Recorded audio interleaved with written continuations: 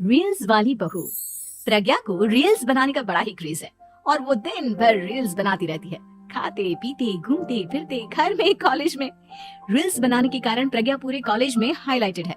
जहाँ उसके रील्स सभी को पसंद आते हैं, वहीं मनीषा चिंता में डूबी रहती है। एक रोज जब खाते हुए प्रज्ञा रील्स बना रही होती है, तब मनीषा कहती है, एक मिनट भी चैन नहीं है इस लड़की को। ये नहीं कि खाना तो आराम से खा ले, लेकिन नहीं, अरे थोड़ी देर रील्स नहीं बनाओगी तो आसमान नहीं टूट पड़ेगा। अरे मम्मी, इसी को तो कहते हैं डिटर्मिनेशन। तुम नहीं समझोगी ये सब। भगवान, इस लड़की को सद्बुद्धि दे। जब देखो तब टेढ़ा बाका मुंह बनाती रहती है।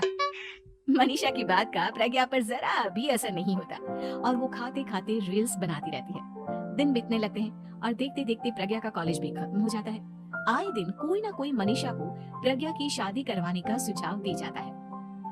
सब ठीक ही कहते हैं, प्रज्ञा की शादी कर देनी चाहिए। अपने घर के काम काज में व्यस्त हो जाएगी तो खुद ही ये रील्स और नाच गाना बंद हो जाएगा। मनीषा और प्रेम प्रज्ञा के लिए एक अच्छा लड़का ढूंढने लगते हैं और तभी विकी का रिश्ता प्रज्ञा के लिए आता है, जिसने प्रज्ञा को उसकी रील्स देखकर पसंद कर लिया था। अगले दिन विकी अपने माता पिता के साथ प्रज्ञा के घर पहुंच जाता है और प्रज्ञा साड़ी पहने हाथों में चाय की ट्रे लिए उनके सामने आती है। जब विकी को पसंद है तो हमें भी बहू पसंद है। बहन जी, आप बारात की तैयारी कीजिए। एक बार लड़का लड़की अकेले में बात कर ले तो अच्छा रहेगा। हाँ हाँ, क्यों नहीं। मनीषा विकी को प्रज्ञा के कमरे में भेजती है, जहाँ प्रज्ञा पहले से ही रील्स बना रही होती है। तभी विकी कहता है, आ गए आपके साजन जी। हमारे साथ ये रील्स कंप्लीट करती तो और भी अच्छा रहता। अच्छा जी, अब आ ही गए हैं तो बना ही लेती हूँ आपके साथ।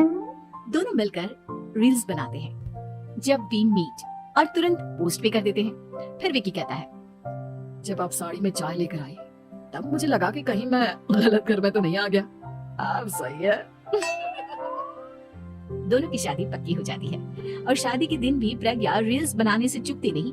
यहाँ तक कि बारात के समय भी नाचते हुए रील्स बनाती है।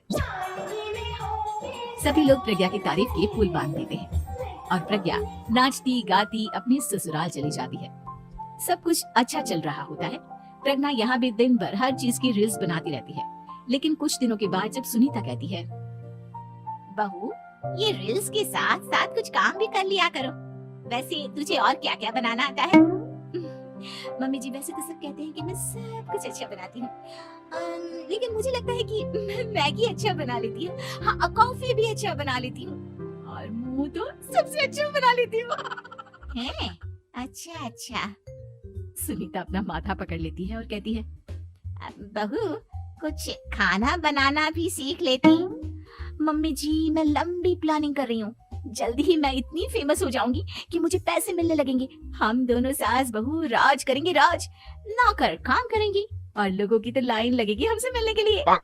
तेरा दिमाग खराब हो गया है क्या बहू? हंसी मजाक तक ठीक है, लेकिन इस तरह घर नहीं चलते। जितना जल्दी हो इस घर के तौर तरीकों को सीख लो।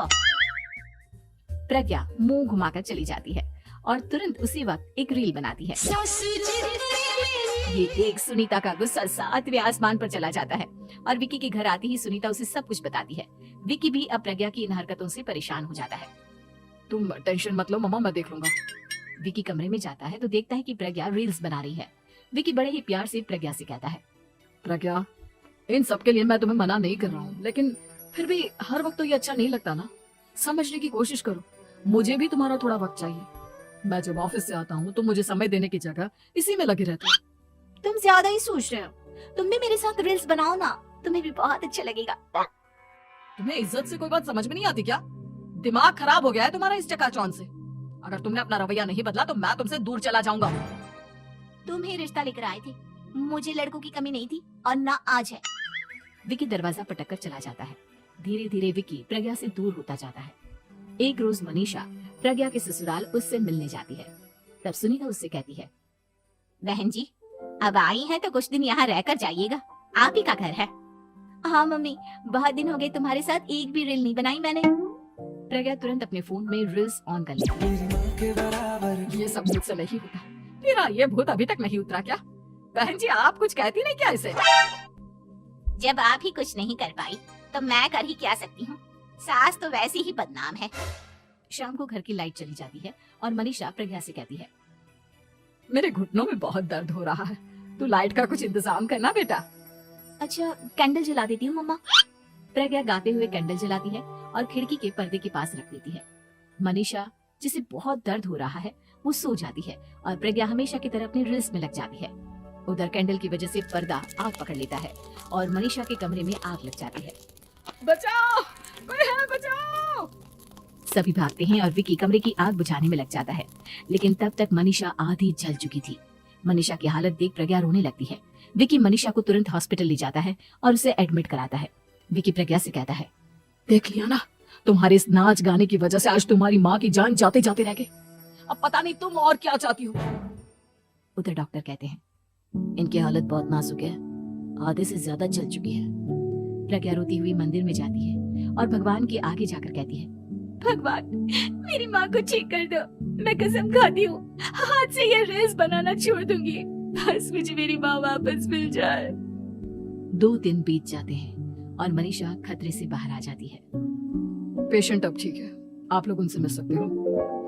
सब कोई मनीषा से मिलता है और प्रज्ञा सबके सामने अपना फोन तोड़ देती है।